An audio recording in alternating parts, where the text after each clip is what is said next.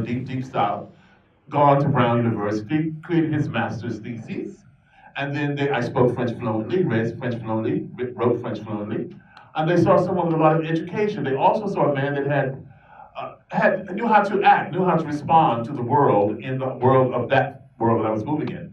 And Andy Warhol's world, Diana Vrign's world, John Fairchild world of fashion. You know, it was a slow prominence of people coming up, but they came up because of their talent. But it has always been brutal. You know, every day I have to wake up and create my own miracles. I have to wake up and say, I'm very aware of the world that we live in.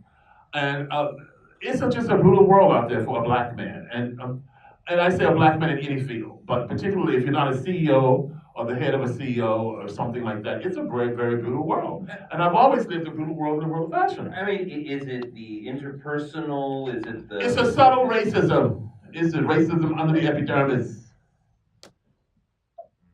Where do you see that? Well, I think I saw it in a movie when I described how this great, great chic lady in Paris who was head of public relations at Yves Saint Laurent, Rive Gauche.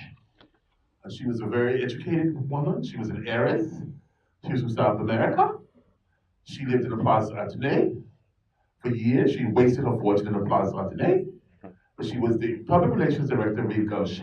And she was calling me in 1978 Queen Kong, going around Paris and saying Queen Kong and snickering and sniveling. And one of my best friends, Paola Picasso, the daughter of the great famous artist Picasso, was her best friend, and she told me. And then I bottled that up and internalized that for years, 1978, and I just revealed it in 2017 when I spoke about that on camera in Kate Novak's great documentary on me.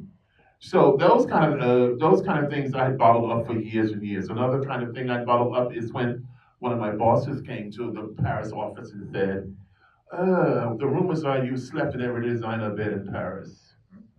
And I thought, well, there are a lot of designer beds in Paris. There are women designers, men designers, and maybe some cat designers, I don't know. But I thought that's a lot of beds to sleep in. But they were so dormantly racist and rude. I then decided to respond with silence.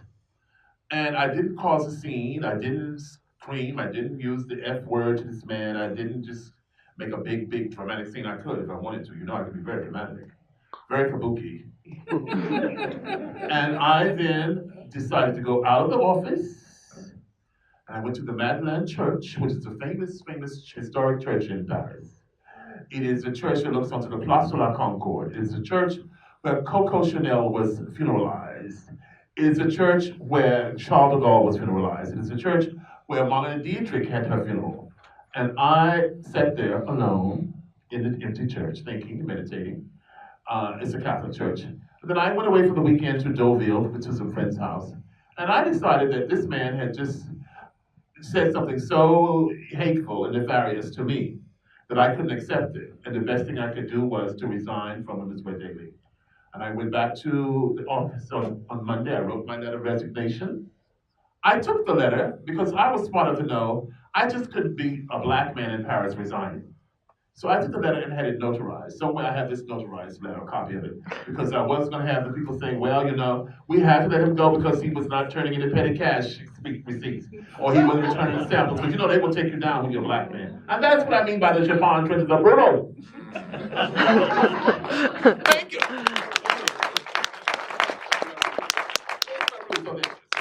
Is the church still part of your life? It was a huge part of your life growing up. Did it remain that through your New York period? The church is very much a vital part of my life. I have donated to my church in New York City, Abyssinian Baptist Church, a great, great deal of money. Whenever I made extra money moonlighting for jobs that were approved by Vogue, the donations would go straight to the Abyssinian Baptist Church. Patrick O'Connell can vouch for that. He is the former public relations director of Vogue. And the checks did not come to me. The checks went straight to Patrick. And from Patrick's office, it went straight to the church. And I paid for the restoration of a baptismal fount, okay? So, the church has been very much an important part of my life, and I do that quietly. I don't like to sing out and say, well, I have donated X amount of dollars, but I have donated continually. And not even the donations, but attending and having the spirit. The church is extremely important to me. I don't go every Sunday like I used to, because, you know, sometimes you get a little tired, and Sunday morning, maybe the only Sunday morning You can catch A.M. Joy Reid, or maybe you can catch Jake Tapper. And you have to see those things because you have to be aware of the world that we're living in. But it's very much a prominent part of me, and I'm very close to Dr. Butts, the minister of Abyssinian Baptist Church. I attended both his parents' funerals. I attended his father's funeral and his mother's funeral in Queens. And I'm very close to my family church at home in the little woods of Orange County down in Durham, where I went to the backwoods looking for the baptismal pool. And I give a great deal of money there. I give extraordinary amounts of money. So all of this superficiality you see on me as armor, there is rivers run deep. Deep rivers and mountains high. Still waters run deep. So I have the faith, as Toni Morrison would say, I have the foundation of ancestors which sustains me to be able to go out in the chiffon trenches. Yeah, how are you? And then go home and then process what's real. It's an extraordinary place for fashion, not just in the pews where everyone is dressing up in their best, but on the stage, right? I mean, the fashion is an extraordinary part of creating the myth of and the grandeur of Catholicism or Judaism or what have you. Well, I don't just agree with that. I think that basically black folk go to church and they're looking for faith and they're looking for something that gives them a resurgence for the week when they want to renew their faith and their belief in God. I think that it's innate that black people have style and have always had style. I think anybody can have style. I think that Jewish people have style in the church. I remember Jean-Paul Gaultier did a great collection based on the Orthodox Jewish men, with the curls and hats. That became a fashion collection. As you know, there is something called Heavenly Bodies at the Metropolitan Museum of Art right now. And I think you should go see that to see the inspiration of religion on fashion. But in my church, my grandmother never read a fashion magazine in the world. She never looked at any of my Vogues. She never read a cookbook. She never read a cookbook. She didn't read a garden magazine. She read the Missionary Helper, the newspapers, and she read the Bible. And occasionally, once every year, she might glance at Truman Capote's A Thanksgiving Memory, only because it was my favorite book, and I shared it with her. But she read her Missionary Helper, which is a monthly theme for the missionary workers in the church, the Bible, and the newspapers. She didn't read magazines. She didn't even read Ebony. She should have been reading Ebony, but she didn't read Ebony. Her example of the extraordinary dignity and how it is filtered down to you is really... Let's get some questions from the audience. Absolutely. First of all, let me tell you this. Mr. Frey has a daughter named Farouz. Farouz. Stand up, Farouz. Farouz is appropriately dressed today. Notice Farouz. Clap for Farouz. A guest from Souplum. Yes. Sour plum, right? Sour plum. And Farouz, do you love fashion? Yeah. Yeah. You love fashion? Yes. You pick your own clothes, or does Daddy pick your clothes for I you? pick my own. And do you think Daddy's well dressed today? Yeah. Why? What makes him well dressed today? Because he's Daddy? Yes. Thank you. Cute. Who else? Who has a question? Who has a question? Or we could just call on people. Oh, you were here last week. These children are coming back. Oh my God! You got it. No, And you. These children were here last week. Are they back? No, you. You keep turning your head. Weren't you here last week? I wasn't. Stand up, you. The lady here. The African American lady. No, in the first tier. Weren't you here last week? No. Oh, I'm sorry.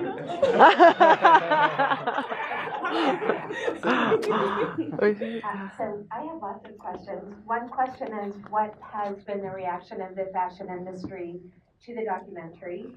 And then I'm also interested in what you thought about the royal wedding. And then my last question is what you're going to do with your amazing clothes and how you're archiving your own wardrobe. Wait a minute, this is not Sarah Huckabee Saunders. I am not Sarah Huckabee Saunders. You may have mistaken me for her because of the size I am. No. I'll try to remember everything you asked. The first one was about how has the fashion industry responded. On the whole, they've been wonderful. I've got nothing but rave reviews through emails, accolades, through personal messages. People have responded brilliantly to the film. I think people, as the audiences, love the film. I'm so thrilled that we have 86% or more in Rotten Tomatoes.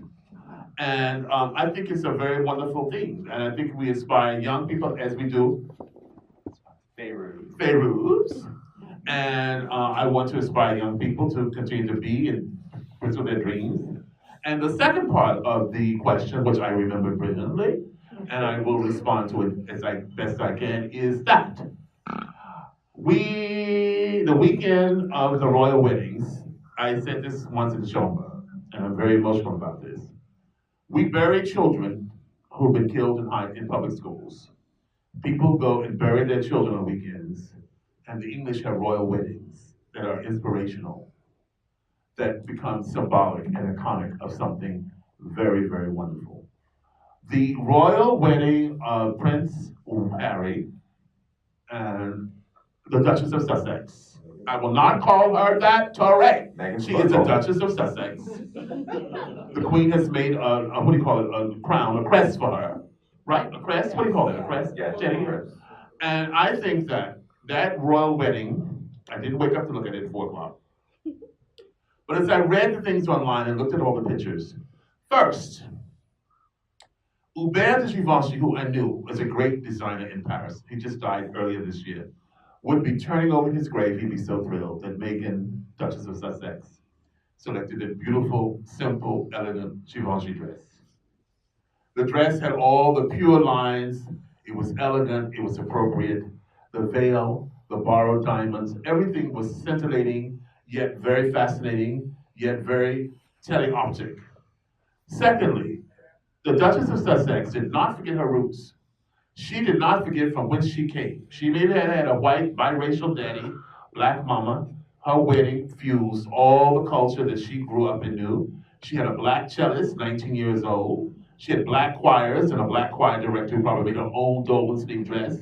She had the black bishop of the Anglican Church of America who went over into the Queen's domain in the Queen's turf on her church, the Windsor Chapel, and talked about Martin Luther King and slavery. This was a brilliant, brilliant, subversive, elegant moment, symbolic of everything.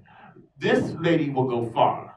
She will maybe become, as I think, in her choices of clothes, so far she's done very good. The next time she appears, she was in a beautiful hat, a very simple dress.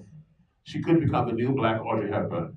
The mother is amazing. The mother at the church in the beautiful mint green Oscar de la Renta coat, dress, and hat was as queenly as Queen Elizabeth II in her little coat and hat, too. If she becomes the new black Audrey Hepburn, who was the previous black Audrey Hepburn? I wouldn't say there was no previous black Audrey Hepburn. Until this moment, there was no black Audrey Hepburn until the Duchess of Sussex came along.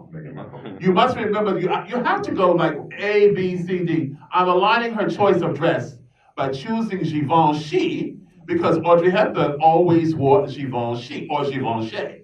So the iconic dresses of Audrey Hepburn in Breakfast at Tiffany's, the black dress, or many of her clothes were from Givenchy or Givenchy. So that's why I'm calling her the new black Audrey Hepburn. It was unexpected. They thought she was going to wear something called Ralph and Russo, or Cherry and Russo or something. And she showed up in this very simple, almost monastic, it was almost monastic, convent-like elegance.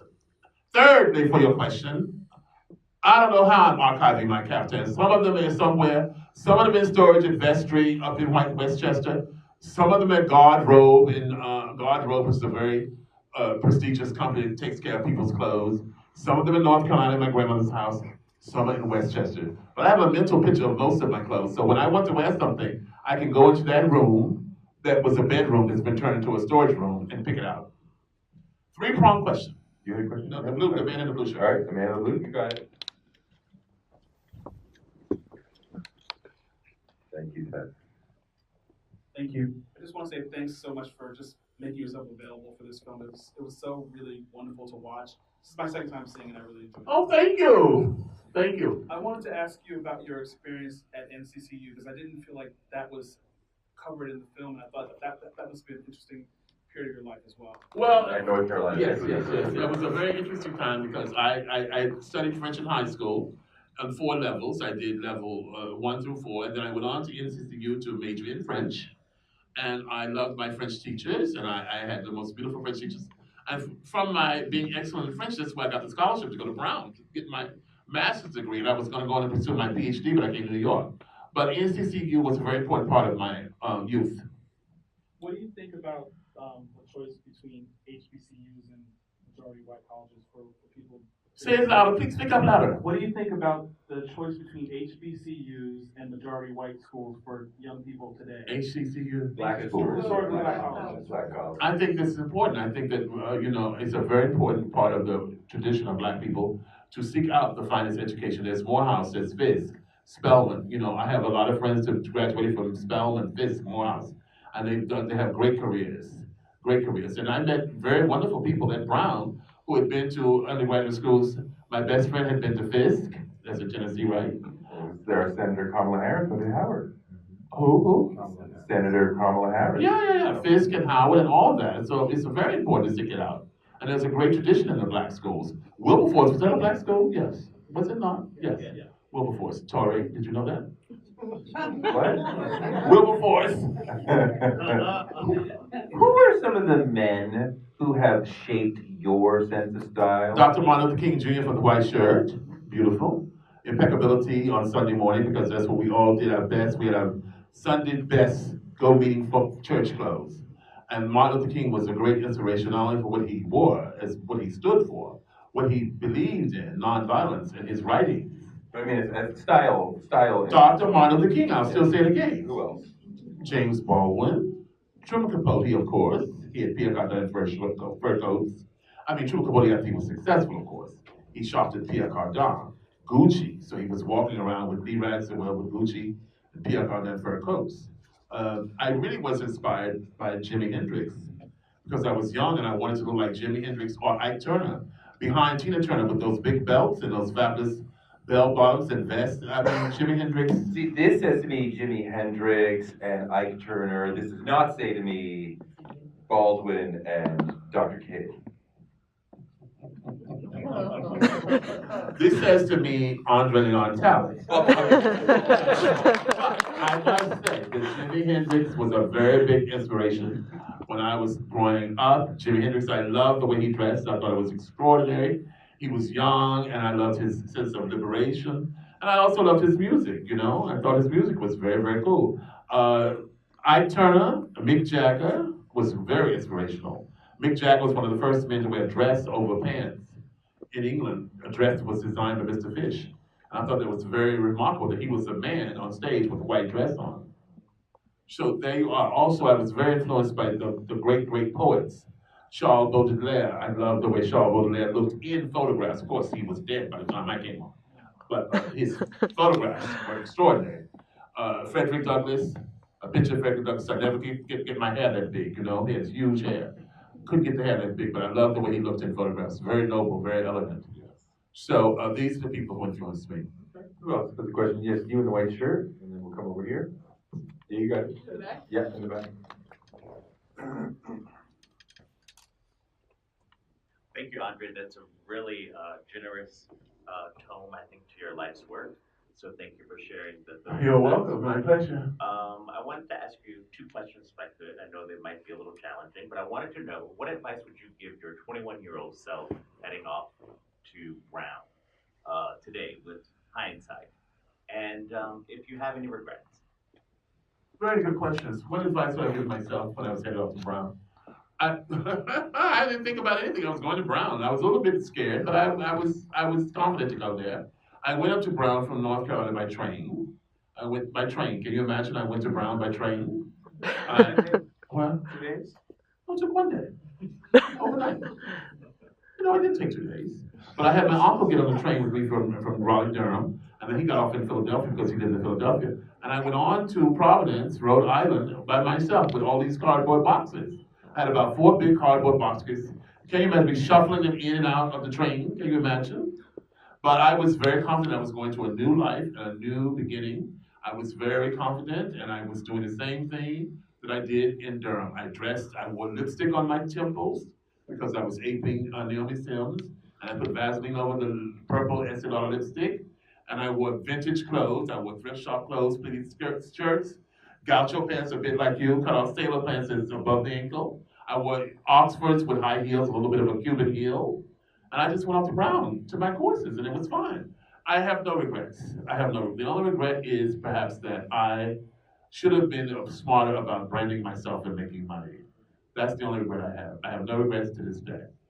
You know, and people want to attack me and say, well, you've had no love in your life. But you know what? This is my new answer for that, because I've had a week now of that question, Tori. Don't ask it again. The answer to what is the love in your life is that I am whole. You can be whole without having a partner.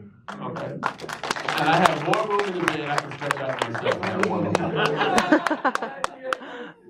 I have a question. I have two questions. Again, I'm sorry, and this is a treat. Stand up, darling. I can't hear. I'm getting deaf. I have a question. So I wanted to know what was some of your personal, memory of Diane Vreeland that you can share with us, number one. And number two, who are some of your favorite young designers today? Okay, I'll answer the back part of the question first. The young designer that I really admire today is an African American named Laquan Smith. He's really under the oh, good. Somebody knows who Laquan Smith is. How old is he? I don't know how old he is. I don't ask his age. Young, you can be 70 and young, okay? Don't you start, you little upstart here. Trying, how old is he? Listen, Laquan had his first collection in 2010. And it had been previewed in the New York Times by Ruth LaFurla. Ruth LaFurla had discovered Laquan Smith. I give her total credit. She discovered Laquan Smith and wrote about it before he even had the show. And I read this piece and I said, well, I have to go to this man's show. Wait, I've got to go. This is one show I've got to go to. And the man is self-taught. The man had been rejected from FIT. The man had a fashion show in a New York Illustrator Society on the second floor. And I went there, and there was his mother, and his grandmother, and everybody lived in his grandmother's house. He was sewing, making patterns from newspaper. He knows how to make a pattern, and it was marvelous. Cut to 2011, I may have the dates wrong, 2012. Laquan is having a show in the Peninsula Hotel in the ballroom. And I was going out there to their place where they have tennis, what's it called? Arthur Ashe, what is it? This is Arthur Ashe, no? US Open. US Open. And I was close to Serena and Venus, and I said to Serena one day, oh, Serena, I want you to walk in the show of Laquan Smith. And when Serena didn't know who Laquan Smith was, she said, of course I'll do it. She walked in the show because of me. And she never went to a fitting. We just went to the Peninsula Hotel. She was dating Common at the time, or maybe on and off Common. Common was in the audience. And there was Laquan Smith having his show. We got there late. She was supposed to be the last girl in the lineup. He made a dress for her, sort of Marie Antoinette-ish. Maybe not the best dress for Serena, but she wore it anyway. She wore it proudly. And I wrote it up in Vogue. And now this man is making clothes for Beyonce. Rihanna. Christina Milian, is that someone? Yeah. And I think that, I don't know who Christina Milian is, I'm sorry. So I think that it's very important that he is a great young designer. Serena really brings her fashion game to the court. Have you seen her? I love what she's done. Yes, with the black homage to all mothers who've overcome their pregnancy, who had the pregnancy postpartum. Brilliant. And Serena is a fierce and fearless, iconic lady in fashion. She went to the royal wedding too, you know. And wasn't she lovely? And when she went to the ball, she wore the Valentina dress with the big floral printed skirt, but pointed out her beautiful, comfortable, flat sneakers. And they were styled, they were hot. She's lovely. These girls, these are the people who matter. So when you see things like, say, at the royal wedding or what have you, that you don't like, is it that you're gentlemanly enough to keep it to yourself? Absolutely. Because there were looks at the royal wedding that you were like, oh my goodness. Absolutely. I'm not going to put anyone down. I'm not going to knock down the royal family. Oh, a lot of the people at the royal wedding were men didn't look so hard. The men didn't look so hard. The men did not look hard. Yeah, yes. You got it. You got it. Hi, thank you so much for being here. I'm also from North Carolina, so I really loved that part of the film. Thank you. Seeing, particularly driving down the road to your childhood church, just brought back a lot of memories. Two questions, if I could. One is, you talked about Dr. King's iconic white shirt. DeRay McKesson, an activist, also wears the iconic blue vest. How do you feel that fashion has played a role in social movements you've seen in your life? And then second, what does Pride Month mean to you? What Pride Month? Pride Month. Gay Pride? Pride Month is incredible. Pride Month is very important. I'm leaving here tonight and going to a ball in Harlem, the Vogue Ball, darling, because the resurgence of the ball culture is part of Pride Month. And it's something that I embraced in the 80s when I used to go judge the Vogue balls. But I think it's very important. I think, what did you ask me the first part of the question? About style's impact on activism, right, and social justice. Well, style's impact on activism is not a very prominent thing. I think it depends on the person who is in the forefront of it. Certainly in the 60s, I was very influenced and very impressed to see that Mahalia Jackson, who you would not associate with style, was on the steps of the Lincoln Center when Dr. Martin Luther King gave his great speech. Lena Horne was certainly a very important part of style for black women at that time. Today, I would say Whoopi Goldberg would be on the forefront of the peak, the march right after the inaugural, and she went out there and she wore the pink hat and wore the t-shirt.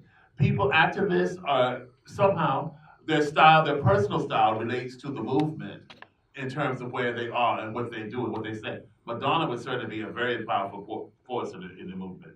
People like that, I would say.